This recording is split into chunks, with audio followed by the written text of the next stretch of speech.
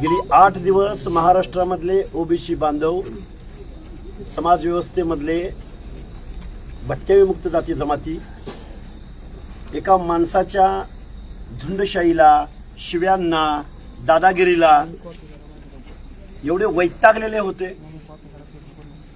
आणि त्यावरती आम्ही आमची भूमिका मांडत होतो.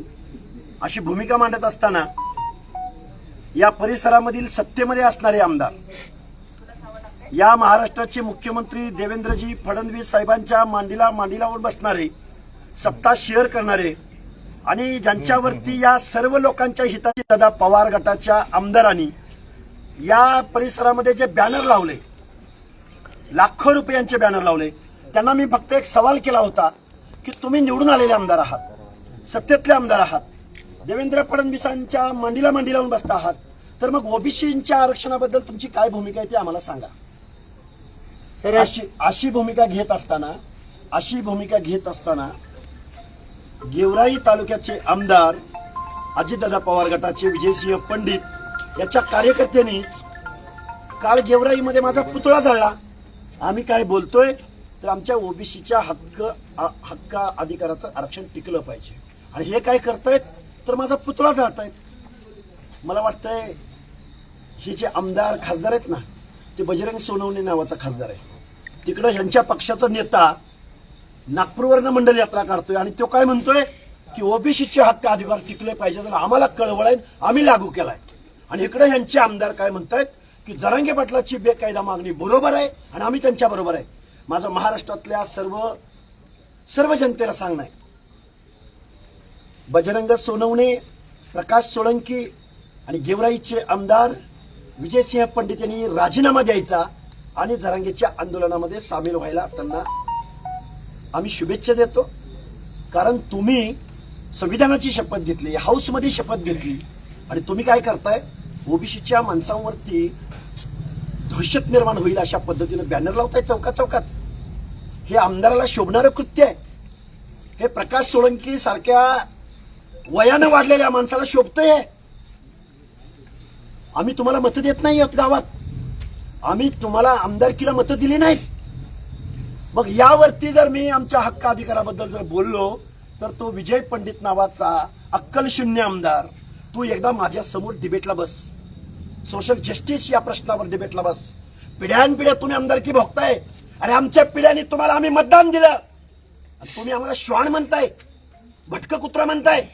अरे पंडित होळकरांची औलाद आहे, समोरनं लढणारी औलाद आहे. मगाशी बोलता बोलता हा काय म्हणतो आमदार की आम्ही क्षत्रिय आहोत. अरे क्षत्रिय असल्यानंतर तुम्हाला ओबीसी मधून कसं आरक्षण मिळेल राजा? विजय पंडित जरा नॉलेज वाढव. अरे विधानसभेमध्ये लायब्ररी आहे, पैशातनं सत्ता आणि सत्तेतनं पैसा, हजारो कोटीची माया तुम्ही गोळा करता. कुठून रे? तुमची अफीमची शेती आहे, गांजाची शेती आहे. हे बंड आहे. फुले शाहू आंबेडकरांच्या महाराष्ट्रातलं हे बंड आहे. 50 ते 60% ओबीसी भटके विमुक्त जाती जमाती आणि 10 ते 20% माझे आदिवासी बांधव. अजितदादा पवार नावाचा जातीवादी मुख्यमंत्री, उपमुख्यमंत्री या प्रश्नावर बोलायला तयार नाही. देवेंद्र फडणवीस साहेब, काय चूक केली आम्ही? गोव्याला जाऊन तुम्ही म्हणाला की आमचा ओबीसी डीएनए आहे, आम्ही ओबीसीच्या या बजेट काय दिलं तुम्ही? बजेट 20 महामंडळ महाराष्ट्रात निर्माण केले. एका सुद्धा महामंडळाला अध्यक्ष आजपर्यंत तुम्हाला मिळाला नाही. लढायला आम्ही, लाट्याकाट्या झेलायला आम्ही, सत्तेमध्ये कुणाला सामील करून घेतलं? का बोलत नाहीत ती माणसं? हे बंड आहे. 2025 साली जर माझा ओबीसी भटके विमुक्त जाती जमाती जर शेंडाप्रमाणे गप्प बसल्या तर तुमचं आरक्षण संपलेलं आहे. आणि तुमचं आरक्षण वाचवायचं असेल तर तुम्हाला रस्त्यावर उतरावं लागेल. काही चुकीचं बोलत असेल तर तुम्ही मला येऊन माझे कान पकडा. काय चाललंय महाराष्ट्रामध्ये? एक अक्कलशून्य माणूस, ज्याला संविधान माहित नाही, ज्याला एकमेकाचा हक्क अधिकार माहित नाहीत, ज्या जरांगे नावाच्या माणसाला रिझर्वेशनचं स्पेलिंग लिहिता येत नाही आणि त्याच्या सांगण्यावरनं मुख्यमंत्री, उपमुख्यमंत्री, मंत्रिमंडळ, आमदार, अरे विजयसिंह पंडित राजीनामा दे गेवराईचा आणि मग जरांगेचं काय तुला वाजवायचं आणि जे काय घ्यायचं ते घे ना. संविधानिक पदावर राहून तुला असा पाठिंबा देता येणार नाही. आमच्या ओबीसीच्या आरक्षणाबद्दल तुझी काय भूमिका आहे ते सांग अगोदर. ओबीसीचं झोपडं उद्ध्वस्त करून जरांगीला पाठिंबा देत होतो. हे कायद्याच्या सभागृहातल्या संविधानिक पदावरच्या माणसाला शोभतं? या प्रश्नाची उत्तर आम्हाला मिळाली पाहिजेत. साहेब, जनमत नसलेली लोक सहभागी करून घेतली फडणवीसांनी सत्तेमध्ये. माझं फडणवीस साहेबांना माझं सांगणं आहे, अरे व्यवस्थेमधल्या ओबीसी बांधवांना तुमच्या सत्तेचा सामाजिक न्याय सोशल जस्टिस द्या म्हणतोय आम्ही. अरे आम्ही कारखाने नाही मागितलं यांना. अजितदादा पवारनी पुरवणी मागण्यामध्ये 2000 कोटी रुपये आजारी कारखान्यांना सँक्शन करून घेतले. पण महाज्योतीच्या पोरांना स्टायपंड मिळालं नाही. सारथीच्या पोरांना 7-7, 8-8 लाख रुपये अकाउंटला जमा केले. आणि गव्हर्नमेंट रिझोल्युशन काय? जे सारथीला तेच भारतीला तेच तारतीला. आणि महाज्योतीच्या पोरांना हा अनपढ उपमुख्यमंत्री म्हणतो, काय म्हणतो की तुम्हाला आम्ही स्टायपंड दिलं, तुम्ही घरं बांधचाल, लग्न करचाल. मग सारथीची पोरं लग्न करत नाहीत, स्वतःच्या जातीचं पालकत्व स्वतःकडे घेतो आणि ओबीसीच्या पोरांना वाऱ्यावर सोडतो. आम्ही मुख्यमंत्र्यांना बोललो, आम्ही उपमुख्यमंत्र्यांना बोललो. ऍडव्होकेट मंगेश ससाने आणि मी गिरगावला समुद्रात उड्या मारल्या. हाऊसमधला एक माणूस बोलायला तयार नाही.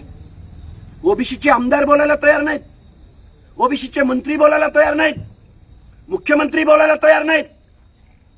अरे 20 महामंडळ तुम्ही जाहीर केली, त्याला एक अध्यक्ष तुम्हाला मिळाला नाही आजपर्यंत. बजेट कधी देणार? हे इथल्या व्यवस्थेच्या विरोधामधला बंड आहे. त्यामुळे मुख्यमंत्र्यांची आय माय करणाऱ्या माणसाला त्याला विचारा ना शिवराळ भाषा. आम्हाला विचारता काय? गेली 2 वर्ष झालं या महाराष्ट्राला महामानव डॉक्टर बाबासाहेब आंबेडकरांचं संविधानिक तत्व समजावून सांगतोय.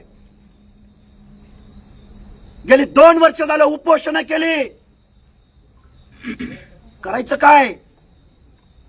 तुम्हाला तत्व, संविधानाची तत्व.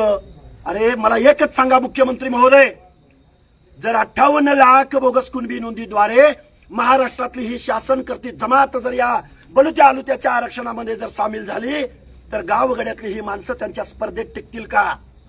मुख्यमंत्री महोदय तुम्ही सांगा.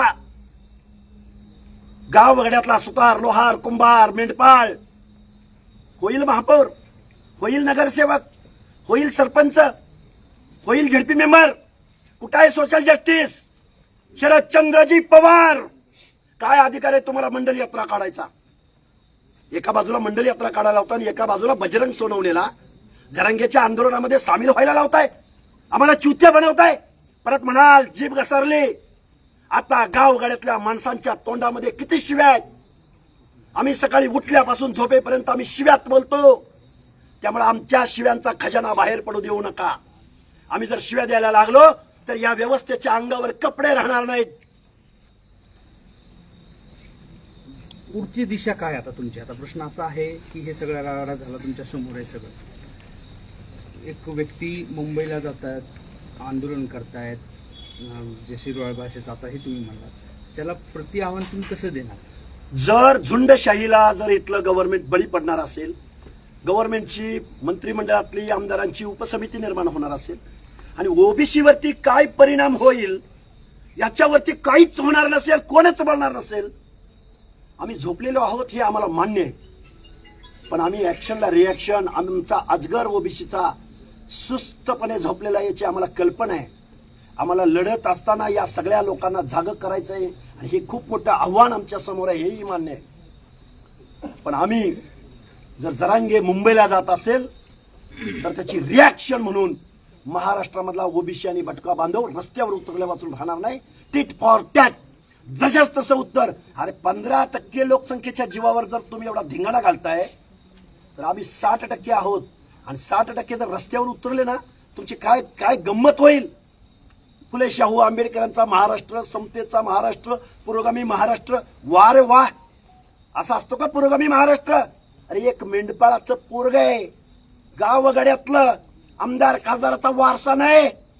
गेवरावी मध्ये जाऊन माझ्या ओबीसी बांधवांच्या मनामध्ये अरे तुमचं आरक्षण गेलंय, तुमच्या पुढच्या पिढ्या काय करणार? इथं रोस्टर पाळला जात नाही. नोकरदारांच्या अडचणी तुम्ही एका एका माणसाला टार्गेट करून डॅमेज करायचा प्रयत्न करताय.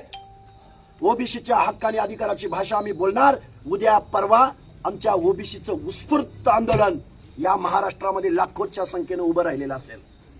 कुठे असते आंदोलन सुरुवात कुठे? आंदोलनाची दिशा आम्ही उद्या परवा जाहीर करू. सांगितले ना, अरे राज्य मागासवर्ग आयोगाचा माजी सदस्य म्हणून मागासवर्गीय सोशल बॅकवर्डनेसचे पॅरामीटर मी इथं बसून सांगू शकतो. कुणाला आरक्षण मिळतं, का मिळतं, कधी मिळतं, ते बेसिक तत्व मी तुमच्या समोर सांगू शकतो. अरे कोण ऐकायला तयार नाही. कोण इथं शिवराळ भाषा बोलणारा महाराष्ट्राचा मुख्यमंत्री असणारा, परत म्हणाल मी मुख्यमंत्र्याचं समर्थन अजिबात नाही. अरे मुख्यमंत्री पदावरच्या माणसाची जर तुम्ही आयमाई काढत असाल आणि त्याच मंत्रिमंडळामध्ये जर हा पंडित सोळंकी मांडीला मांडी लावून मलिदा खात असेल, का बोलला नाही तुमच्या कॅप्टनवरती शिव्या देत असताना तुम्ही? कुठे आहेत भाजपचे आमदार मंत्री? कुठे आहेत अजितदादा पवार पक्षाचे आमदार मंत्री? तुम्ही जरांगेला इकडे फूस लावणार, मुख्यमंत्र्याला शिव्या द्यायला लावणार आणि आमचं आरक्षण संपवणार तुम्ही. सर, एक आणखी प्रश्न तुम्हाला असा आहे की शरद पवार यांनी एकीकडे मंडल यात्रा काढलेली आहे आणि दुसरीकडे तुम्ही म्हणता जसं की त्यांनी जरांगेला समर्थन करताय, तर त्यांचा उद्देश काय असेल असं तुम्हाला? त्यांचा उद्देश त्याला विचारा ना त्यांना. काय आता वय झालेली माणसं आहेत. आम्ही बोलायला लागलो की परत आमचे शब्द दिसतील तुम्हाला. आमची बंडाची भाषा, विद्रोहाची भाषा, तरी आम्ही खूप एवढा संयम बाळगलाय. आम्ही नामदेव ढसाळांच्या भाषेत ज्या दिवशी बोलायला लागू ना, तुम्हाला कळायचं नाही खालतं कुठलं वरतं कुठलं. त्यामुळं आम्ही संविधान मानणारी माणसं आहोत, आम्ही कायदा सुव्यवस्था मानणारी माणसं आहोत. या महाराष्ट्रामध्ये, या देशभरामध्ये देव, देश, धर्म, राष्ट्र, भौगोलिक प्रदेश कधीही बंड केलं नाही ओबीसीनी. संविधानाचा कायम सत्कार, सन्मान करत आलेली आम्ही माणसं आहोत. आणि आंबेडकरी चळवळीला माझी विनंती आहे, मंडल आयोग लागू व्हावा म्हणून आंबेडकरी चळवळीनंच आंदोलन उभं केलं. चंद्रजी पवार म्हणतात ना, मी मुख्यमंत्री असताना मंडल आयोग लागू केला. मंडल आयोग लागू झाल्याचं श्रेय कुणाला ते सांगतो? जनार्दन पाटील चुनाभट्टीवाले, दिबा पाटील, स्वर्गीय बबनरावजी ढाकणे, स्वर्गीय शिवाजीराव बापू शेंडगे, अण्णासाहेब डांगे, अरुणजी कांबळे, बाळासाहेब आंबेडकर, या माणसांनी मंडल आयोग इम्प्लिमेंट झाला पाहिजे म्हणून खस्ता खाल्ल्या, आंदोलनं केली. अरे त्यांना श्रेय द्या ना. पवार साहेब, तुमच्या कुटुंबामध्ये एवढी पदं घेऊन मंडलला काय म्हणायचं होतं? Social justice. तुम्ही सोशल जस्टिस, काय नैतिक अधिकार आहे तुम्हाला मंडल यात्रा काढायचा? घरामध्ये किती पद आहेत? 450 संस्थांवरती शरद पवारजी अध्यक्ष आहेत आणि तुम्ही मंडल यात्रा काढताय. सौ चुए खाके बिल्ली चली हाज. आता एक शेवटचा प्रश्न सर, तुमच्यावर आज जो हल्ला झालेला आहे, तर तुम्ही याच्यानंतर तुम्हाला पोलीस संरक्षण मागणार का आणि मुख्यमंत्र्यांना काय आवाहन करणार? मी पोलीस संरक्षण मागणारा माणूस नाही. मी फडकरांची औलाद आहे, समोरासमोर लढणारा माणूस आहे. कुणाच्या दम असं लढायचा. आमचा योद्धा महाराजा यशवंतराव होळकर ढाल घेऊन लढत नव्हता, अंधारामध्ये लपून छपून युद्ध करत नव्हता, 2 हातामध्ये तलवारी घेऊन लढणारा माणूस होता. No defence, direct attack. एकच पर्व ओबीसी सर्व एकच पर्व ओबीसी सर्व बाकी साहेब तुम्ही आगे